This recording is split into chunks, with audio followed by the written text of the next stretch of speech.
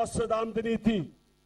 हमारे 3.5 साल के बाद 26,000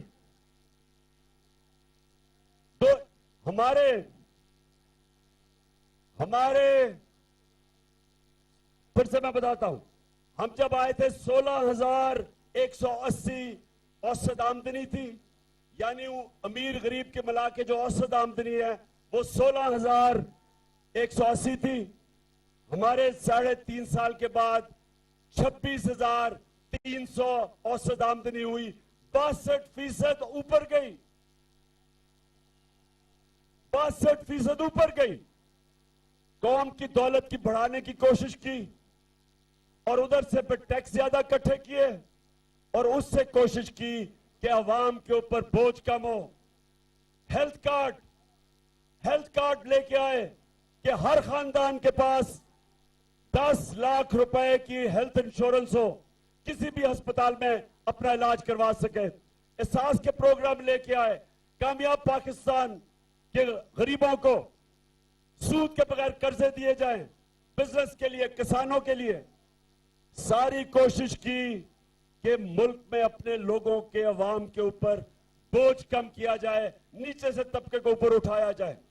और मुझे खुशी ये थी, दीर के लोगों सुनो, हमारे दौर में सारे बर्रे सगीर में जिस मुल्क ने सबसे ज्यादा रोजगार दिया वो पाकिस्तान था। तो हमने क्यों ये कोशिश की?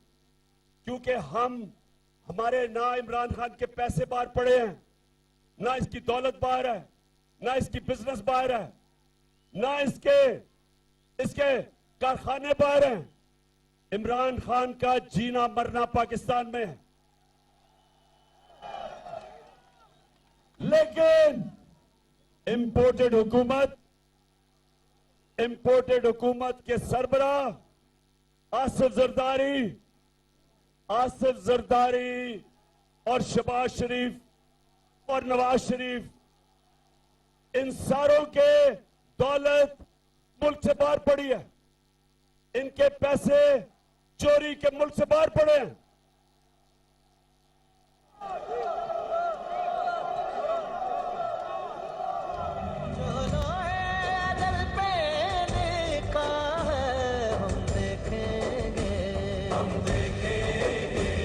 लाजिम है कि हम भी देखेंगे। तो आज रात को एक और तोहफा दिया इस इंपोर्टेड हुकूमत ने। पहले पेट्रोल और डीजल 60 रुपए लीटर बढ़ा दिया, अब रात के अंधेरे में 45% गैस की कीमत बढ़ा दी। 45% गैस की कीमत बढ़ा दी।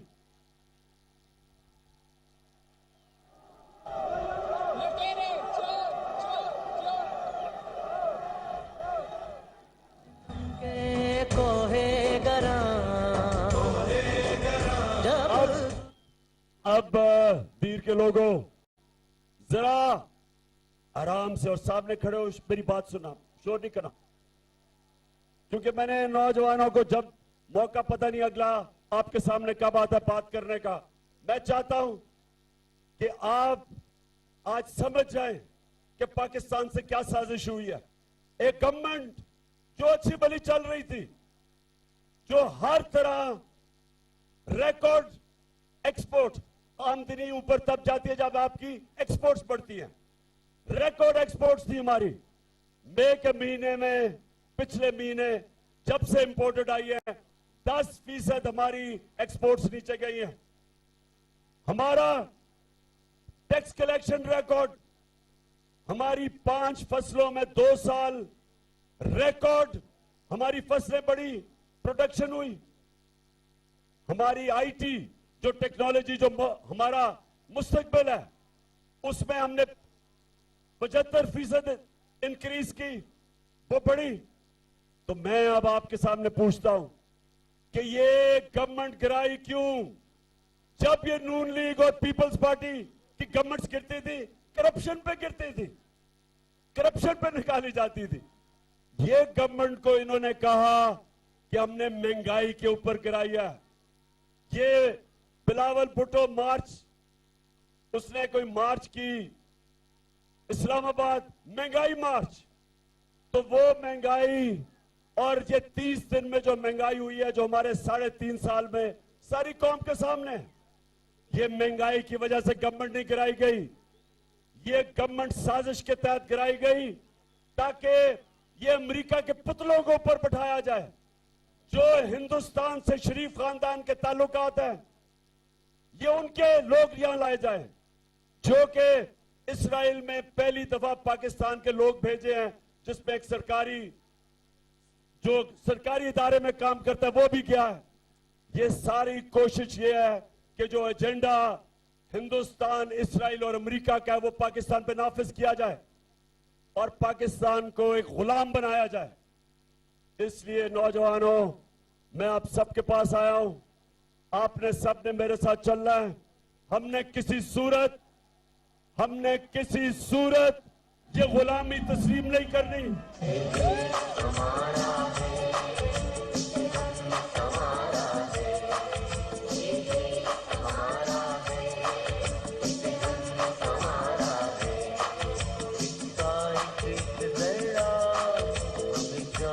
प्यारा है इसका एक जरा, हमें जान से प्यारा है। ये देश हमारा है। मैं सुने जरा, खामोशी। महमूद खान ने आपको बताया कि इनके 2 महीने में कीमतें कितनी बढ़ी। मैं जरा सिर्फ आपको अब गिना दूं। ये आटे की कीमत सुनते जाए जरा। आटा 38% बढ़ा, 38%। गोश्त, बड़ा गोश्त 20% बढ़ा। चावल 41% बढ़े। ये सिर्फ 30 दिन में है।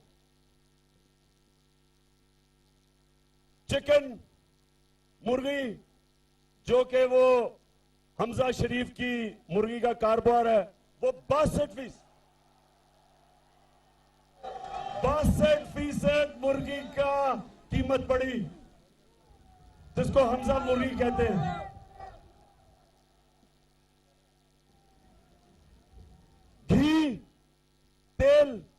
घी 50% बढ़ा।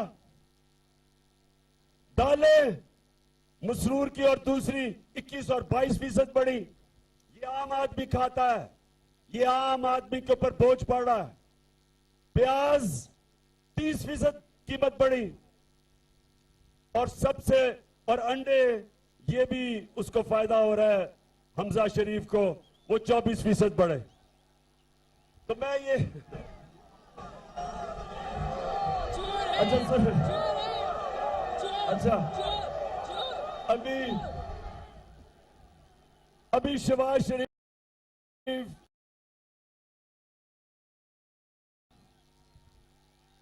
शरीफ आज आपने सुने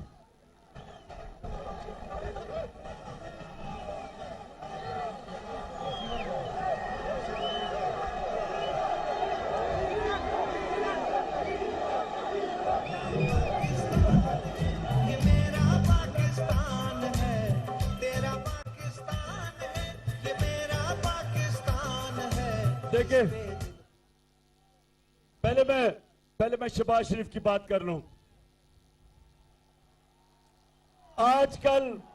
आजकल उसकी आपने शक्ल गौर से देखी है, बहुत घबराया हुआ है। शक्ल पे अजीब सा खौफ आया हुआ है। कहता मुझे पता ही नहीं था कि क्या बारूद की सुरंगें बनाई हुई हैं। शहबाज शरीफ, मैं तुम्हारे से एक सवाल पूछता हूं अपने तीर के नौजवानों के सामने कि शहबाज शरीफ, अगर आपसे हुकूमत नहीं होती थी तो ये साजिश की क्यों? आज कह रहे हैं जी बड़ी मुश्किल हालात है, तो ना साजिश करते। आज कह रहे हो जी इमरान खान की वजह से सब कुछ हुआ, तो इमरान खान को रहने देते, फिर तो जिम्मेदारी मेरी होनी थी। अगर इतनी साजिश करके बूट पॉलिश करके और अपनी शक्ल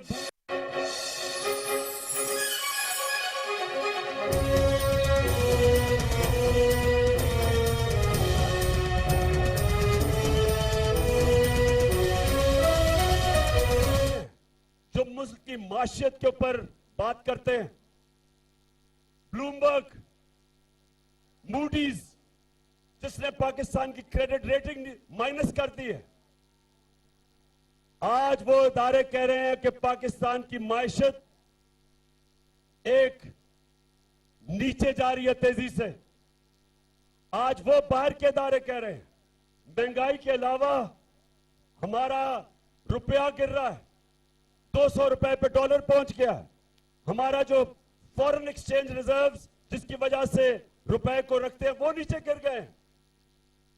आज जो हमारी माइशत है वो उधर जा रही है कि मुल्क को खतरा है।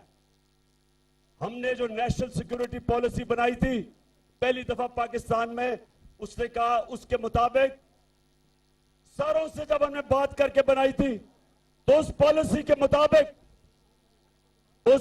के मुताबिक सिर्फ फौज मुल्क को नहीं हिफाजत कर सकती जब तक आपकी माइशत भी मजबूत ना हो। ये नेशनल सिक्योरिटी का इशू है। जिस तरह माइशत कमजोर होगी हमारी सिक्योरिटी कमजोर होगी। जिस तरह सोवियत यूनियन की मिसाल है कि सोवियत यूनियन दुनिया की सबसे ताकतवर अमेरिका के साथ फौज थी, लेकिन जब उसकी माइशत गई तो वो टूट गया। हमारे सामने लेबनान, दुबई की जगह एक वक्त पे सारे दुनिया लेबनान जाती थी दुबई की जगह। आज वो मुल्क बैंकरप्ट हो गया। 60% आबादी उसकी गुर्बत की लकीर से नीचे चली गई। तो मुल्क, अगर हम आज मेरी तरह के लीडर ना बताएं कि मुल्क किधर जा रहा है, हम अपने मुल्क से ज्यादती करेंगे। ये इस तरह है कि जिस तरह बाप आप अपने बेटे को कहता है कि अगर तुम ये रास्ता इख्तियार करोगे तुम अपनी तबाही का रास्ता ले रहे हो। हमारा भी काम है ये बताना कि जो ये इंपोर्टेड हुकूमत एक साजिश के जरिए इस मुल्क पर मुसल्लत की गई है, ये मुल्क को तबाही की तरफ लेके जा रही है। 2 महीने के अंदर इन्होंने मुल्क की सारी माइशत भी नीचे और अवाम को भी कुचल दिया। और इसलिए सवाल ये होता है, हम सवाल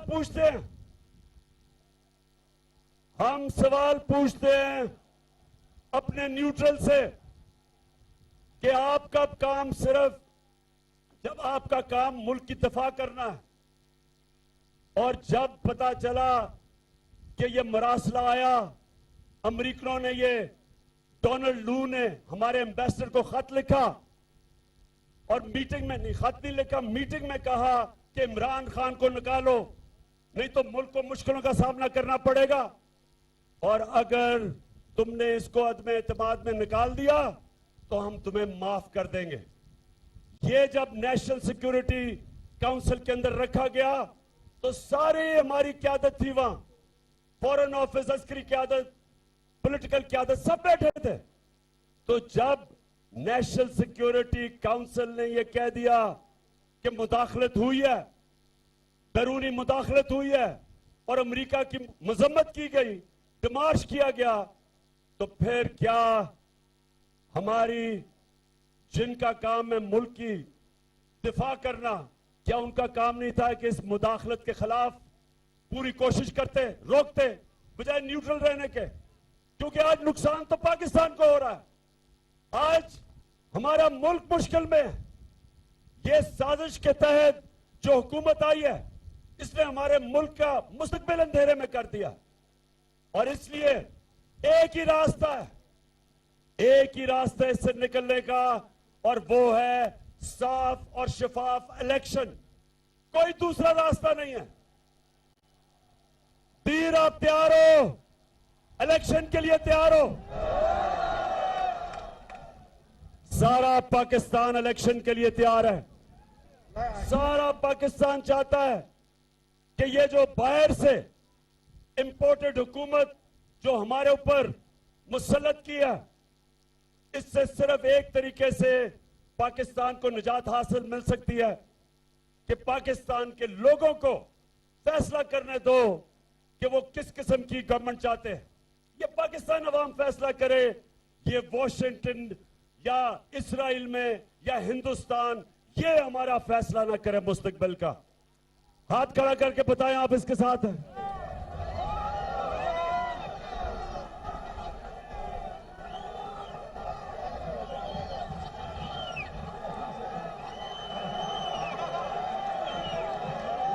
माशाल्लाह माशाल्लाह। अच्छा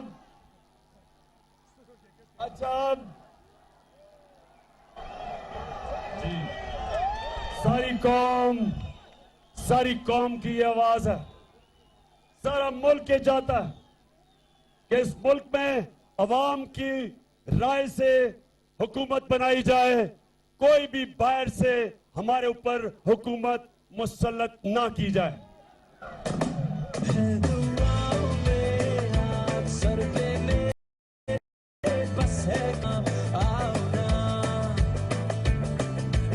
अच्छा फिर आखिर में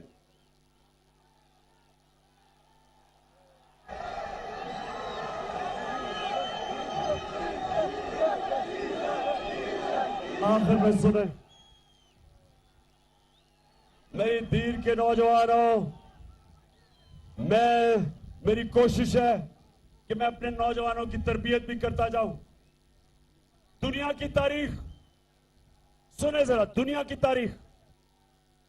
की तारीख एक चीज बताती है, जो अल्लाह हमें कुरान में कहता है। अल्लाह कहता है मेरी जमीन पे निकल के देखो कितनी कौमें बर्बाद हुई, कितनी कौमें बर्बाद हुई जो मेरे हुक्म पे नहीं चली। अल्लाह का हुक्म है राय हक का, इंसाफ का। जो कौम जुल्म का मुकाबला नहीं करती, जो कौम जुल्म के बुत के सामने झुक जाती है, जो कौम इंसाफ के लिए नहीं खड़ी होती, अल्लाह उसको खत्म कर देता है और नई कौम ले आता है। कुरान की आयत है कि मैं किसी और कौम से तब्दील कर देता हूं। तो पाकिस्तानियों ये याद रखें कि ये बड़ी मुश्किलों से पाकिस्तान मिला था हमें, लाखों जानों की कुर्बानियां थी। एक अजीम लीडर, हम खुशकिस्मत थे कि हमारे पास कायदे आजम जैसा लीडर था जिसने अपनी जान के ऊपर खेल के इस मुल्क को बनाया। हम बहुत खुशकिस्मत हैं। इसलिए इस कौम को बचाना हम सब की जिम्मेदारी है। इन चोरों और डाकुओं को जो मुसल्लत किया हमारे ऊपर, इनसे बचाना हम सब की जिम्मेदारी है। ये शहबाज शरीफ जो कहता था कि जी बड़ा काबिल आदमी है, आज पता चल गया कि ये सिर्फ एक वजह से इख्तिदार में आया था, अपनी चोरी बचाने के लिए, करप्शन बचाने के लिए।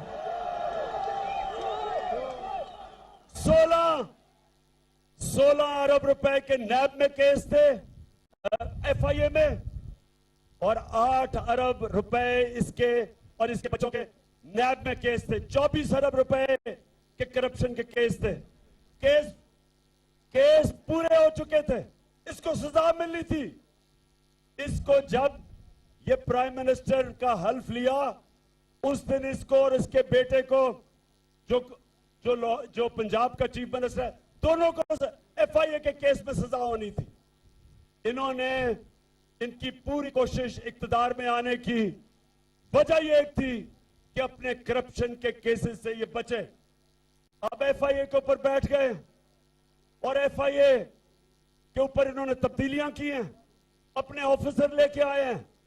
शुक्र है कि सुप्रीम कोर्ट ने यह केस उठाया है और ये आज सारा पाकिस्तान देख रहा है कि क्या इस मुल्क में सिर्फ छोटा चोर जेल में जाएगा, क्या बड़ा डाकू इस मुल्क में हमारा इंसाफ का निजाम पकड़ सकता है या नहीं पकड़ सकता? अभी तक हमारा इंसाफ का निजाम सिर्फ छोटे चोरों को पकड़ता है, बड़े डाकू नहीं पकड़े जाते। और ये भी नबी ने कह दिया था सल्लल्लाहु अलैहि वसल्लम ने कि वो कौम नहीं चल सकती जो सिर्फ छोटे चोरों को जेलों में डालती है और ताकतवर को नहीं पकड़ सकती। ये एफआईए का केस और नैब का केस, इनका ऐसा केस था कि अगर अभी कोई ताकतवर ना होता तो बड़ी 1 साल पहले जेल में होता, क्योंकि इनके पास ताकत थी, इनके पास कनेक्शन थे। ये बच गए और बचने गए, और साजिश के तहत इनको लाइस लिया गया है कि करप्ट लोग कभी स्टैंड नहीं ले सकते, अपने मुल्क के मुफादात के लिए नहीं खड़े हो सकते। और दूसरी काम ये कर रहे हैं, इलेक्शन कमीशन के साथ मिलके ये पूरे तैयारी कर रहे हैं अगर इलेक्शन धांधली से जीतने के लिए, क्योंकि अवाम के अंदर तो जब ये निकलते हैं तो 2 ही नारे होते हैं,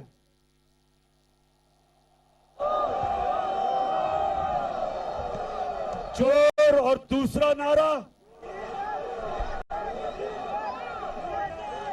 चोर और गद्दार, 2 नारे। तो इसलिए इलेक्शन कमीशन को साथ मिला के ये धांधली की तैयारी कर रहे हैं।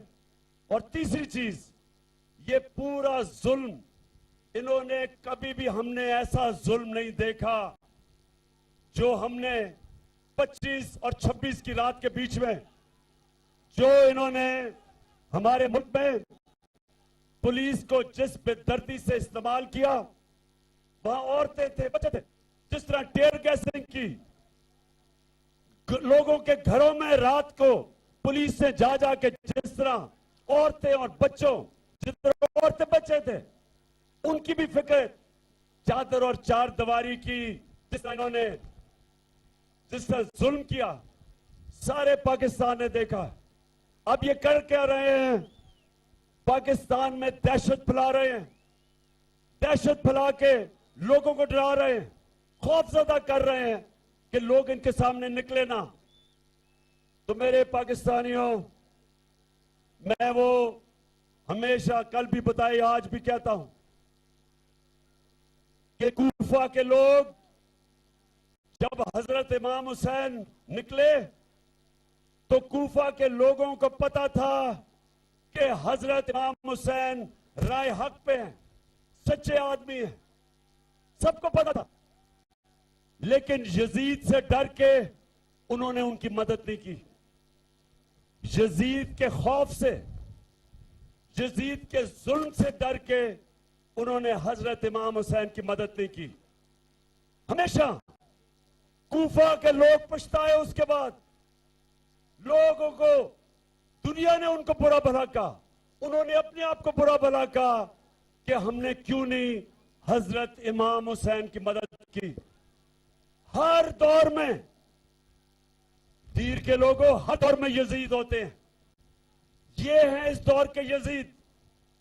और आपको सबको मैं आज कह रहा हूं कि सारी कौम ने अगर आप हक और सच के साथ ना निकले और इन यजीदों से डर के, इनकी दहशत से डर के, खौफ के बुत के सामने झुक गए, तो तारीख हमें माफ नहीं करेगी, जिस तरह तारीख ने कूफा के लोगों को कभी माफ नहीं किया।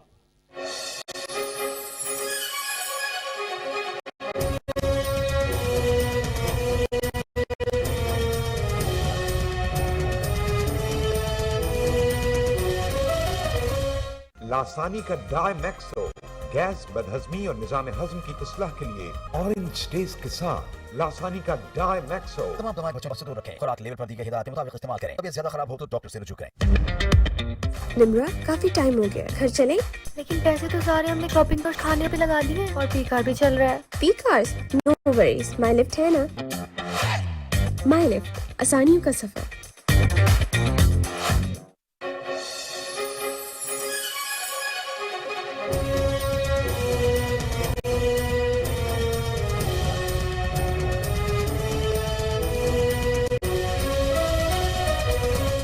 मेरे साथ निकलोगे आप सब? इंशाल्लाह, इंशाल्लाह, और जीत इंशाल्लाह हमारी होगी। पाकिस्तान जिंदाबाद।